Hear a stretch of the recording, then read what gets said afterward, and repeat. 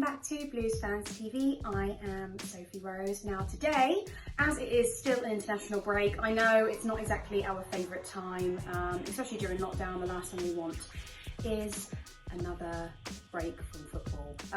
If you're into international football, it's fantastic. I'm not too keen on it, to be honest. It's not my favourite. Hey guys, for discount off of top quality football merchandise from Kitbag, please use our code and link in the description below, just for being a Blues Fans TV subscriber and an awesome Chelsea fan. Now, the first player that I want to talk about is Thiago Silva. Now, please don't get too worried, guys. It's not a serious injury or anything, or not that we hope anyway, or that we know of at the moment.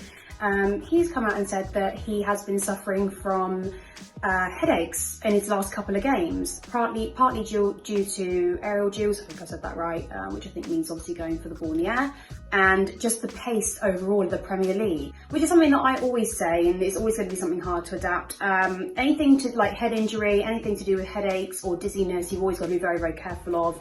And I think it is something that we really need to monitor with him. You know, he's such a fantastic player. He's kept 6 clean sheets in his last 8 games for Chelsea after having a very sloppy first game. I'm just really, really proud of him as a player. I think he's done so well. I think he's settled in. I think although he had loads of experience, you just never know how it's going to go. And I think that proves that no matter how good a player you are and how consistent you are in other leagues and other teams, it will always be different when you come to a new club, and especially an English club that expects a lot of you. We're always challenging for the title, you know, top 4, maybe something that Arsenal aim for every year. That's not something that we do. We always want to try and go for that first place, that top spot. So yeah, something to monitor, nothing to get too worried about as of the moment. I think for him, it's just important to have rest.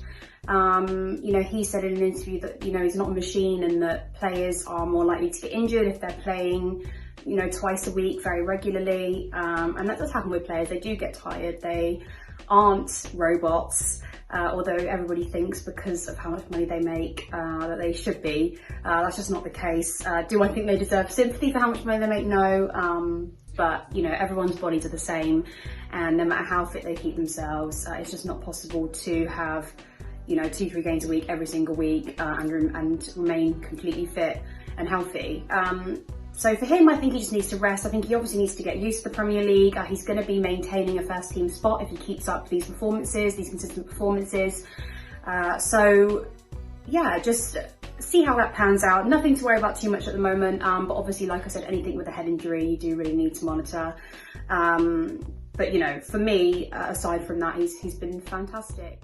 Next then we move on to Pulisic, our Captain America, and you'd be surprised to know he's only actually started 2 Premier League matches this season. They are expecting him to come back after the international break, which is very good. However, I do think we have quite a solid team at the moment, so I don't want to rush him back. So if we did have other options, which we do, luckily, I don't want to rush him back too soon because I think he's prone to get injured straight away again. And I think going into more of our Premier League, more of our Champions League matches, we really do need him to get properly fit because I think he'd be a major part in our progression there. I think do we complete the group stage and finish top of the group stages, which I expect we will do, I do want him properly fit for the knockout stages, and by that I mean not rushing him back just a couple of weeks after he's feeling better. The whole reason he had to miss the game, I think it was Burnley, wasn't it, because he got injured sort of just warming up, which is crazy. So we really don't want that to happen again, but fingers crossed after the international break he can try at least to, you know, start himself on the bench. I'm sure Frank will make the right decision there. But again, I think a lot of his sort of national team coaches have said a lot of it is obviously, again, adapting to the Premier League. It's a very, very fast-paced league. He definitely won't be used to that. And I think it's just going to take a little bit of time for the likes of him and Thiago Silva, for their bodies to just get used to it. Next, let's talk about Billy Gilmour, a young talent, started a few games last season. Unfortunately, he's been out for a while with a knee injury. That's not to say that I think he would have gotten into the first team anyway, but let's for instance say the game against Liverpool last season, he was fantastic. So I think it's good. It's vital to us to have him fit. I don't want to see us selling him anytime soon. I think that would be a ludicrous decision. I think as long as Frank is there, He still will be a part of Chelsea, whether it is just featuring in cup games or whatever. I do really think he has what it takes, and I think he's proven that. To come into a first team, into the Premier League at such a young age and perform the way he does is crazy to me. And well, I think he still has a lot to learn, of course, as all young players do. But yeah, he's been out with a knee injury. Frank says that he is expected back in 3 to 4 weeks. He's probably going to mix in with the under-21s for a little while, play a few games there, or just have some very light training. So yeah, 3 or 4 weeks is still quite a ways down the road, but at least we have sort of an idea of when he's going to be back to full fitness, or at least start to get back into training properly, and maybe get a few under-21s matches under his belt before they probably throw him into the deep end, because I'd be very surprised if we didn't see him feature in a few games this year. You know, regardless of how well our 200 million pound signings are doing, I still do think he has got used to us. So yeah, hopefully he gets better soon, and wish him all the best. And then lastly but not least, we're going to talk about Kepa. It's looking like he's getting fit. He was fit for the Sheffield United game, but he was left out. Frank left him out. So can you blame him really with Mendy's record?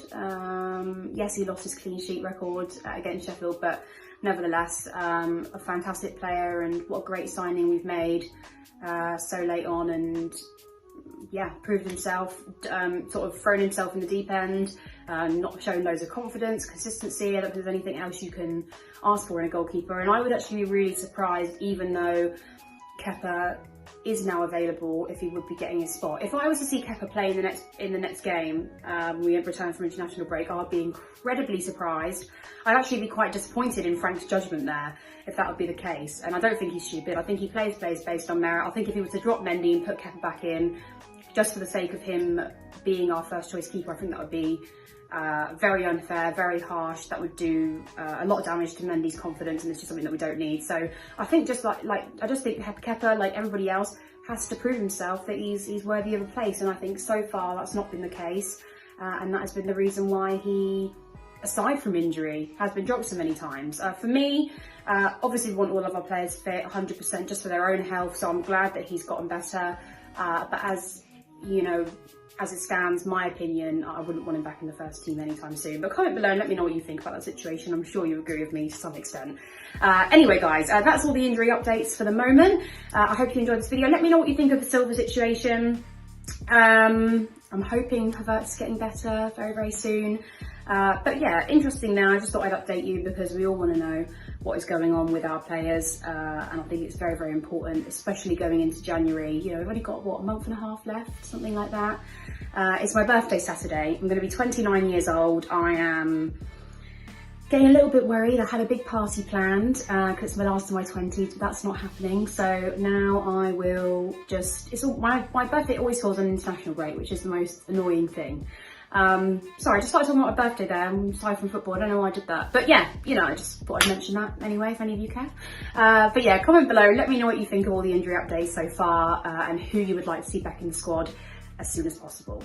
Hey guys, for discount off of top quality football merchandise from Kitbag, please use our code and link in the description below, just for being a Blues Fans TV subscriber and an awesome Chelsea fan.